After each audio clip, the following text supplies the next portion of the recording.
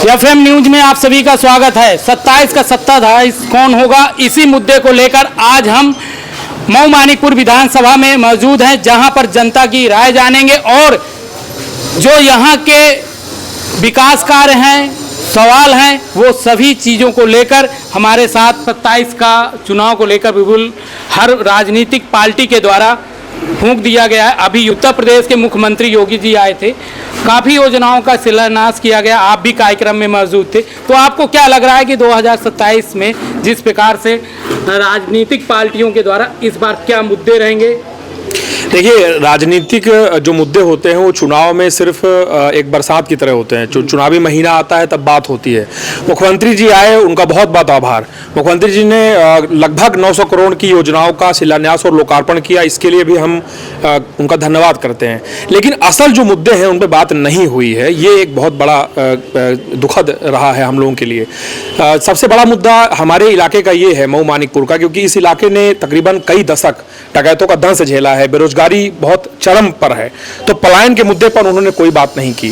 और जो सबसे बड़ा मुद्दा था शिक्षा के लिए, जो उच्च शिक्षा है मऊ मानिकपुर में, उस पर भी बड़े जो बदलाव होने चाहिए थे, उस पर बात नहीं हुई। स्वास्थ्य की बात करें तो जाते जाते उन्होंने 300 बेड का मेडिकल कॉलेज दे दिया, लेकिन ये बताना भूल गए कि ये पीपीपी मॉडल पर होगा या सरकारी होगा, क्योंकि ये बड़ा बहस का मुद्दा होगा। फिर सबसे बड़ा विषय यह है कि अगर आपने मेडिकल कॉलेज दिया है तो उससे पहले जिला चिकित्सालय की व्यवस्थाएं कब सुधरेंगी, जो रेफर सेंटर है वो कब बंद होगा, जो ग्रामीण इलाकों के सामुदायिक स्वास्थ्य केंद्र हैं जहां पर डॉक्टर आपको सोते नजर आएंगे, जहां का जो इलाज व्यवस्था है वो बहुत बेकार है, वो कब सुधरेगी, ये बड़ा सवाल है। और ये मुद्दा जो है वो चुनाव का सबसे प्रमुख मुद्दा है। तो मैं मानता हूं कि सीएम योगी आदित्यनाथ एक कदम आगे जरूर है विपक्षी पार्टियों से, लेकिन कहीं ना कहीं अगर आपको 27 का रण जीतना है तो आपको चित्रकूट के इन मुद्दों पर बात करनी होगी। प्रमुख मुद्दा हमारे युवाओं का पलायन है, दूसरा सबसे बड़ा मुद्दा यह है कि शिक्षा व्यवस्था सुधरे, और तीसरा यह है कि स्वास्थ्य व्यवस्था जो वेंटिलेटर पर है वो कथनी और करनी के वादों से अलग ना हो। जो बात आप करें उसे आप पूरा करें। राघवेंद्र सिंह, अभी अनुज हनुमत जी ने कहा कि योगी जी आए और उन्होंने जाते जाते 300 बेड का हॉस्पिटल यहाँ पर मेडिकल कॉलेज दिया। इसके लिए प्रक्रिया काफ़ी दिनों से चल रही थी, ज़मीन भी चिन्हित हुई है और मुझे उम्मीद है कि बहुत जल्द पीपीपी मॉडल पर ही यहाँ मेडिकल कॉलेज बनना है। ये बहुत पहले एक बार घोषणा हो चुकी है। दूसरा, आपने शिक्षा और स्वास्थ्य, आप पहले देखिए पुराने समय में 2017 से पहले जब योगी जी यहाँ मुख्यमंत्री बने, उसके पहले के प्राथमिक विद्यालयों की व्यवस्था आप देख लीजिए या उनके कमरे देख लीजिए और आज जाके देख लीजिए। विद्यालयों में स्मार्ट क्लासेज हैं और वहाँ पर आपको जो बच्चों को पढ़ाने के लिए ब्लैक बोर्ड हैं। आपके यहाँ पर एक पूर्वपताई का विद्यालय है, मैंने उसको देखा है स्मार्ट क्लासेज के साथ और पूरी व्यवस्था के साथ। वहाँ बैठने के लिए कुर्सी, बच्चों को टेबल, साथ में पूरा जो छोटे बच्चे हैं जिनको आंगनबाड़ी में ले जाया जाता है उनके लिए जो खिलौने, सारी व्यवस्थाएं उस विद्यालय में मैंने देखी। तो मुझे लगता है कि जब से योगी जी आए हैं तब से पूरे उत्तर प्रदेश में आमूल चूल परिवर्तन किया उन्होंने, चाहे वो शिक्षा का रहा हो चाहे स्वास्थ्य का। मऊ जैसे छोटे से सामुदायिक स्वास्थ्य केंद्र में आज हमारे पास अल्ट्रासाउंड है, एक्सरे लगा हुआ है, पहले ये सारी व्यवस्थाएँ नहीं थी यहाँ पर। तो व्यवस्था में परिवर्तन हो रहा है, लेकिन अब 50 साल का कोई सूखा एकदम नहीं खत्म होगा, उसके लिए समय चाहिए और वो किया जा रहा है। बिल्कुल सही बात है। जिस प्रकार से लोग कहा जाता है कि भाजपा कहीं ना कहीं धर्म की राजनीति करती है। आप मंडल अध्यक्ष महेश पांडे, मंडल अध्यक्ष मऊ। हम लोग आप 2017 के पहले का समय आकलन कर सकते हैं और अगर तुलनात्मक अध्ययन आप कर रहे हैं तो पिछली सरकार में और इस सरकार में अंतर आपको साफ साफ दिखेगा। अभी अनुज जी ने एक बात कहा कि शिक्षा, स्वास्थ्य और पलायन, उसमें भी आप ये बताइए, अभी भाई साहब ने ये कहा कि जो 50 सालों की अव्यवस्था और 50 साल से हम लोग इतना पीछे हो चुके हैं, तो कोई काम करने में और सुधार करने में भी थोड़ा बहुत समय लगता है। और मौके में जा करके स्कूलों की, या भी भाई साहब ने हमारे बताया कि हमारे नज़दीक में ही एक मऊ सामुदायिक स्वास्थ्य केंद्र है, वहाँ की पहले की व्यवस्था और वर्तमान की व्यवस्था को देख करके अपने आप यह निश्चय किया जा सकता है कि सरकार हमारी अंतिम पंक्ति की जो सोच है भारतीय जनता पार्टी की, वह आज पूरी तरह से पूर्ण रूपेण सही हो रही है। अब जिस प्रकार से युवा नेता हैं, समाज में घूमते हैं, देखते हैं, तो आपको क्या लग रहा है मऊ का जो पाठा क्षेत्र है, यहाँ पर क्या समस्याएं क्या आ रही हैं? देखिए, विशेष मुद्दे सिर्फ 6 हैं: पानी, बिजली, सड़क, शिक्षा, स्वास्थ्य और रोजगार। 6 मुद्दे पे ही सारी चीजें आ जाती हैं। इन 6 मुद्दों पर अभी भी हमारा बुंदेलखंड बहुत पीछे है और हम सब लोग माननीय मुख्यमंत्री जी की जब से सरकार आई है तो लगातार विकास का कार्य पूरे क्षेत्र में और पूरे प्रदेश में हो रहा है, लेकिन जो यहाँ पर बैठे हुए जनप्रतिनिधि और हमारे क्षेत्र के जो नेता जो वर्तमान में पदाधिकारी हैं वो कार्य नहीं कर पा रहे हैं। इस वजह से अभी भी विकास की जो परियोजनाएं माननीय मुख्यमंत्री जी द्वारा जो है पूरे प्रदेश और जिले स्तर तक जो भी योजनाएं बनाई गई उसका पूर्ण लाभ आम जनमानस को नहीं मिल पा रहा है। इसका कारण जनप्रतिनिधि है, लेकिन विकास के जो कार्य हैं माननीय मुख्यमंत्री जी द्वारा, माननीय प्रधानमंत्री जी द्वारा लगातार 9 साल जो है हमारे प्रदेश सरकार को हो चुका है और जो है 12 साल जो है माननीय प्रधानमंत्री जी की सरकार को पूरा हो चुका है और लगातार विकास के कार्य किए जा रहे हैं। कुछ जो विकास के कार्य अभी बाकी हैं उस पर जो है लगातार जो है यहाँ के जो जनप्रतिनिधि हैं लगातार वो लोग काम करने का प्रयास कर रहे हैं। हम सब लोग भी मुद्दा उठा रहे हैं।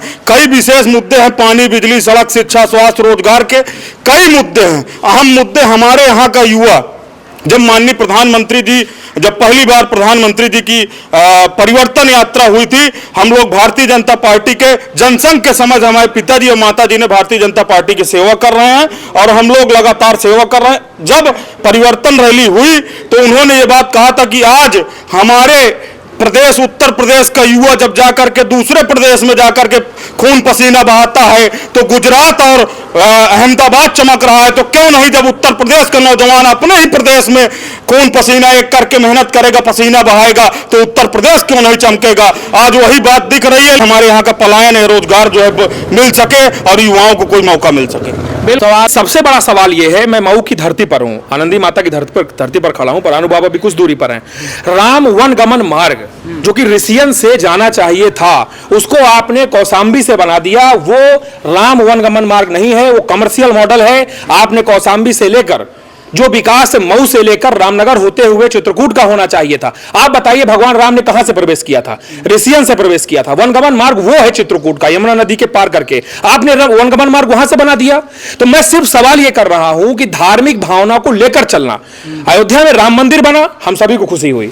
आपने हजारों वर्ष के इंतजार को पूरा किया, हम आपके हमेशा आपके ऋणी रहेंगे। लेकिन जब बात आती है विकास को जन्मभूमि पर उतारने की, ये भगवान राम की कर्म भूमि है, यहां पे वनगमन मार्ग बनना चाहिए था, वो नहीं बना है। मेरा सवाल है मंडल अध्यक्ष जी से, या मेरा सवाल है वरिष्ठ जो भाजपा नेता है यहाँ पे, या युवा नेता खड़े हैं, तीनों से मेरा सवाल है, क्या ये सहमत है कि वनगमन मार्ग कौशाम्बी से नहीं बनना चाहिए था? चित्रकूट को हक उसका छीना गया कि नहीं? आप पूछिए ये सवाल। क्या कहेंगे इस सवाल पर, क्या आपकी प्रक्रिया है? नहीं, राम वनगमन मार्ग उस समय भगवान राम ने जब थे त्रेता युग में, उस समय का तो किसी को ज्ञान नहीं, केवल लिखा है जो किताब में उसी के आधार पर कहा जाता है। भगवान राम ऋषियन से आए थे कि राजापुर से आए थे, उस रास्ते का एक नामकरण किया गया है राम वनगमन मार्ग। जैसे किसी भी रास्ते का नामकरण होता है तो उसको चित्रकूट में जोड़ा गया है। चित्रकूट में भगवान राम रहे, यहाँ पर अयोध्या से और चित्रकूट जोड़ करके उसका नाम दिया गया राम वनगमन मार्ग। केवल वही मार्ग नहीं ढूंढा गया कि भगवान राम जिस मार्ग से आए थे, बिल्कुल जिस मार्ग का नामकरण होता है उस हिसाब से राम वनगमन नामकरण। अच्छा, ये बताइए, आप ये बताइए 2000 ये कह दिया जाए कि जो हम कहेंगे वही सही होगा। फिर योगी जी ये क्यों कहते हैं कि कांग्रेस कहती थी कि राम काल्पनिक है? अंतर क्या रह गया फिर आप में और उनमें? आप कह रहे हैं कि हो सकता है वहां से निकले हो। अरे हो सकता है कहां से भाई, यहीं से निकले थे, इलाहाबाद प्रयागराज से आए और इसके बाद भारद्वाज ऋषि से पूछने के बाद यमुना पार करके आए ऋषियन से। ऋषियन में प्रवेश द्वार लिखा हुआ है, वो धरती है भगवान राम के घुसने की, वहां से प्रवेश द्वार की। अब कैसे कर सकते हैं आप? आपको नहीं बनाना था अलग बात थी, आपको आपके एक प्रमुख नेता का उपकार पूरा करना था। आप ये कहिए, इसलिए आपने कौशाम्बी से बनवाया। ऐसा किसी नेता का उपकार नहीं, अयोध्या को चित्रकूट से जोड़ने का प्रयास बना हुआ है भाई साहब, आप देख लीजिए। ऋषियन से पूरा परदवा होते हुए संपर्क मार्ग बना है। आप पूछिए मंडल अध्यक्ष जी, सहमत होंगे इस बात से? पूछिए, क्या कहेंगे आप? मेन उद्देश्य जो भारतीय जनता पार्टी और हमारे माननीय प्रदेश के यशस्वी मुख्यमंत्री जी की एक जो विचारधारा है, जो एक सोच है, वो सबसे बड़ी बात यह है कि अयोध्या और चित्रकूट को कैसे जोड़ा जाए और स्थान चिन्हित, जो भाई साहब ने कहा कि कोई स्थान इसमें ये चिन्हित नहीं किया जाता, और हमें इस बात की अपार खुशी है और इसके लिए हम उनके आजीवन ऋणी हैं कि वो चित्रकूट और अयोध्या धर्म नगरी को एक साथ जोड़ने का प्रयास कर रहे हैं, एक साथ जोड़ेंगे। और इसके लिए रास्ता और क्या उसका चिन्हांकन किया है ये अलग विषय है, लेकिन हमें सिर्फ इसी बात की कुछ इसके पहले कभी ये 100 साल के बाद आने वाली पीढ़ी यही समझेगी कि कौशाम्बी से होकर राजापुर से होकर आए थे राम जी। अभी की पीढ़ी क्या समझ रही है? जेन जी क्या समझता है? जेन जी ये समझ रहा है कि भगवान राम है कि नहीं, इस पे बात हो रही है। बताना पड़ता है कि भगवान राम का अस्तित्व था कि नहीं। यही 500 साल पहले जब गोस्वामी तुलसीदास जी लिख के गए थे, तब किसी ने पूछा? मुगलों के समय में वो लिख के गए रामचरितमानस। भगवान गोस्वामी तुलसीदास जी की जन्मस्थली कहां पे है आज? मैं धन्यवाद करूंगा उन लोगों का जो राजापुर में गोस्वामी जी को लेके आए, राजापुर में योगी जी को लेके आए। अब आप ये मुझे बताइए कि हम अगली पीढ़ी को देंगे क्या? कौन सा दस्तावेज देंगे? ठीक है, ये आपको सवाल आपके हिसाब से लग रहा होगा, लेकिन मैं मऊ के हिसाब से पूछ रहा हूं। क्या मऊ के हजारों लाखों लोगों का रोजगार में जमीन का रेट बढ़ता, उसे फायदा ना होता उन किसानों का? मैं ये सवाल है मेरा सिर्फ। ऐसा है कि भगवान राम के जिन्होंने रामचरितमानस लिखा तुलसीदास जी, उनका जन्म राजापुर में हुआ। ये इस सरकार में सिद्ध हुआ, सदन में भी बोला गया। इसके पहले विवाद रहता था, कहीं उधर पश्चिम में कहीं कहते थे कि ये तुलसीदास जी का जन्म हुआ, लेकिन वो विवाद खत्म किया गया। तो राजापुर, चित्रकूट, अयोध्या, इस सबको एक सूत्र में पिरोने के लिए ये राम वनगमन मार्ग राजापुर से होकर के और चित्रकूट जोड़ा जा रहा है। योगी जी ने कहा है कि जहां जहां से राम जी गए हैं वहां वहां हम वनगमन मार्ग बना रहे हैं। मैं अपने हमारे जो वरिष्ठ क्या आपको लग रहा है 27 में ये मुद्दा 27 का नहीं है, ये मुद्दा इनके आत्मा का मुद्दा है। मैं इनकी आत्मा जगाने का काम कर रहा हूँ। ये मुद्दा 27 का नहीं है। 27 का मुद्दा क्या है? पलायन, रोजगार, शिक्षा, यहाँ की जो लोकल पॉलिटिक्स है वो एक मुद्दा होगा। ये तो मैं आपको बता रहा हूँ जो अभी हुआ है अयोध्या राम मंदिर में। ऐसे जो प्रकरण होते हैं, तो अयोध्या राम मंदिर में जिस प्रकार की घटनाएं हुई, तो क्या वो 27 में बिल्कुल बनेगा? देखिए, विपक्ष जिस दोराहे पर खड़ा है वहीं पर भाजपा भी खड़ी हो गई है। विपक्ष विरोध करता था, विपक्ष के ऊपर आरोप लगता है सपा के ऊपर की कार से ऊपर गोली चलाई, कांग्रेस के ऊपर आरोप लगता है कि ये विरोध करते थे। भाजपा भी आज वही खड़ी है। मैं एक चीज जरूर कहूंगा कि भाजपा ने एक ऐसा मील का पत्थर खड़ा कर दिया है अयोध्या राम मंदिर के रूप में कि उसे कोई पार नहीं कर सकता। ये बात सच है। इसमें देखिए, जो सही है वो सही है। यह भी सही है कि चित्रकूट में बहुत अनेक कार्य हुए हैं, लेकिन अब कार्य हो गए हैं। अगर आपके यहाँ अल्ट्रासाउंड मशीन आ गई है तो क्या आप उसके आगे की बात करना जुर्म है? अगर जिला चिकित्सालय में मशीनें हैं तो ये कोई क्यों नहीं कह रहा कि उन मशीनों को ऑपरेट करने वाले नहीं हैं? अल्ट्रासाउंड में प्राइवेट में जाके 800-800 रुपए लगता है। लोगों ने दुकान खोल रखी है। कितना अल्ट्रासाउंड ये लोग कराते हैं चित्रकूट जिला चिकित्सालय? पूछिए इनसे।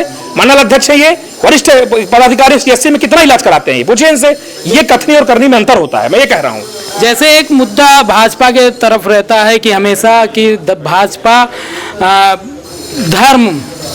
धर्म की राजनीति करते हैं, हमारे साथ हैं, क्या कहेंगे आप इस?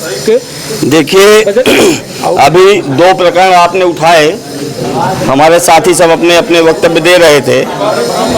जो राम वनगमन पथमार्ग की बात आई, तो देखिए, द्वापर और त्रेता युग में हम नहीं थे, लेकिन राम और कृष्ण का अस्तित्व हम ग्रंथों और पुराणों के आधार पर ही स्वीकार करते हैं। और पुराणों ग्रंथों में ऋषियन का वर्णन है, बिल्कुल सही, उसको नकारना उचित नहीं है।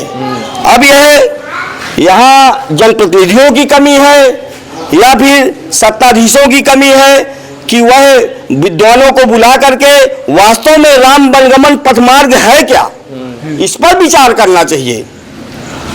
अगर सीधे पथमार्ग नहीं कहा जाए, उनके नाम पे कुछ ही मार्ग को राम वनगमन कर दीजिए, कोई दिक्कत नहीं। जो सत्य है वह सत्य है, यह गलत है। जहां से जो राम वनगमन मार्ग अगर दिखाना है तो जहां से राम आए, ये पुराणों में अंकित है, यह कोई व्यक्ति नहीं कह रहा है। पुराणों में जो वर्णित है, और पुराणों के आधार पर ही हम मानते हैं कि राम अयोध्या में पैदा हुए, कृष्ण मथुरा में पैदा हुए, कोई देखने तो नहीं गया। तो उस आधार पर यह अंकित है। वास्तव में इस क्षेत्र की उपेक्षा हुई है, इस क्षेत्र का विकास होता, यह गलत है। अभी बात हो रही थी, हमारे साथी सब चर्चा में थे, माननीय योगी आदित्यनाथ जी मुख्यमंत्री जी आए, बड़ा अच्छा हुआ, बहुत अच्छी सौगात उन्होंने दिया। और वो जो है तो वास्तव में चित्रकूट को जो है तो महर्षि वाल्मीकि की तपोस्थली मानते हैं, और जो है तो तुलसीदास जी की जन्मस्थली मानते हैं, यहाँ का विशेष ध्यान रखते हैं। 300 बेड का उन्होंने हॉस्पिटल दिया। मैं पूछना चाहता हूं कि 300 बेड का तो हॉस्पिटल दिया, उसकी आधारशिला रखी जाएगी, उद्घाटन होगा, बन जाएगा, अच्छी बात है। लेकिन 2014 में जब भारतीय जनता पार्टी की सरकार केंद्र में की सत्ता पे आई और माननीय जेपी नड्डा जी स्वास्थ्य मंत्री थे, भैरव प्रसाद जी उस समय यहाँ के सांसद थे, उनके अथक प्रयास से एक 200 बेड का हॉस्पिटल सौगात इस जिले को मिला, जो खोह में बन करके तैयार खड़ा है और शायद कोरोना पीरियड में कुछ दिनों के लिए चालू भी हुआ था।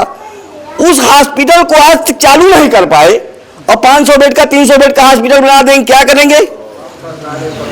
उस पर कौन चिंता करेगा? ये किसकी कमी है? बिल्कुल बिल्कुल।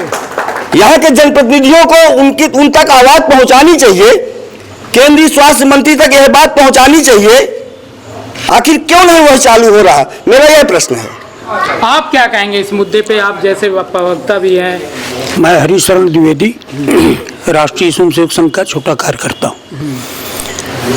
ये जो बड़ा ज्वलंत विषय इन्होंने उठाया है अनुज भाई साहब ने, मुझे स्मरण है बचपन से, बाल्यकाल से मैंने अपने जीवन काल में देखा है, महंत नृत्य गोपाल दास जी या अयोध्या से जो भी महंत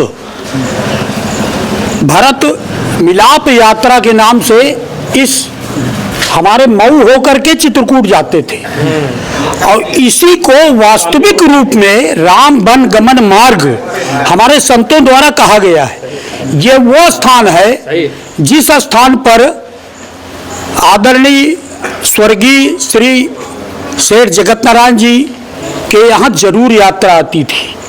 मुझे बचपन से याद है, मैं संघ का कार्यकर्ता रहा। सेठ जी हम लोगों को बुलाते थे, हम लोग उनकी सेवा करते थे, संतों की, उनको जल जलपान करा करके इसी मैदान पर हम उनकी सेवा का कार्य किए हैं और प्रतिवर्ष करते थे। और सेठ जी को बड़ा विश्वास रहता था हम संघ के कार्यकर्ताओं के ऊपर और हम लोगों ने उनकी सेवा किया। उनके मुंह से सुने हैं कि वास्तविक राम जी की चित्रकूट आने का मार्ग यही था, ऋषियन से, और इधर मऊ होकर ही गए हैं रामनगर।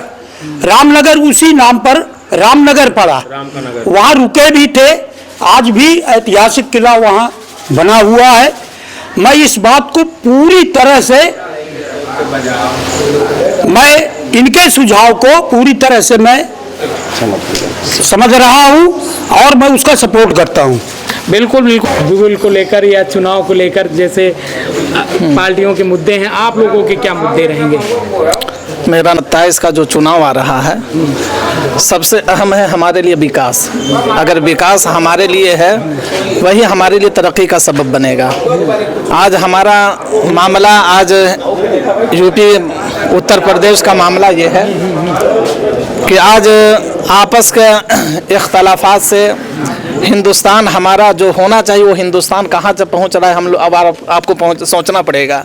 अगर हम ये चीज़ नहीं सोचते हैं तो याद रखें कि हम जो चीज़ हमारी बुनियादी चीज़ होती है, हमारा कोई चीज़ एक अहम चीज़ होती है। जैसे अभी राम जी लोग कोई बात हो रही थी, हम उतना बारे में नहीं जानते हम, लेकिन एक अहम चीज़ है वो।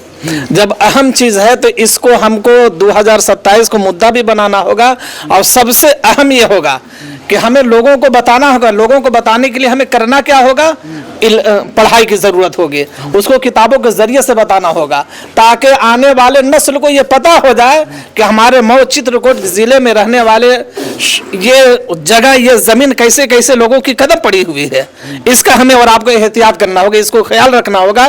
तो इस ख्याल करने के लिए हमें आपको करना क्या है कि इस इलाके में जो कमियां है उसको दूर करे सरकार, और इसको दूर करने के बाद हम सबसे अहम जो मुद्दा है पढ़ाई के, अगर बच्चे पढ़ेंगे लिखेंगे तो आने वाले वक्त में, आने वाले जो आज हमारे मुद्दे उठ रहे हैं, ये मुद्दा नहीं उठाया जाएगा बल्कि पढ़ क्या है, इस इल्म की बुनियाद पर वो काम को कामयाबी तक पहुंचा सकता है। जैसे आप भी मस्जिद में बच्चों को शिक्षा देते हैं, तो बच्चों को क्या पढ़ाते हैं आप देश को लेकर? हम देश को पढ़ाते हैं, देश के विषय में क्या आप बताते हैं? देश हमारा हिंदुस्तान है, इसलिए कि हमारे कुरान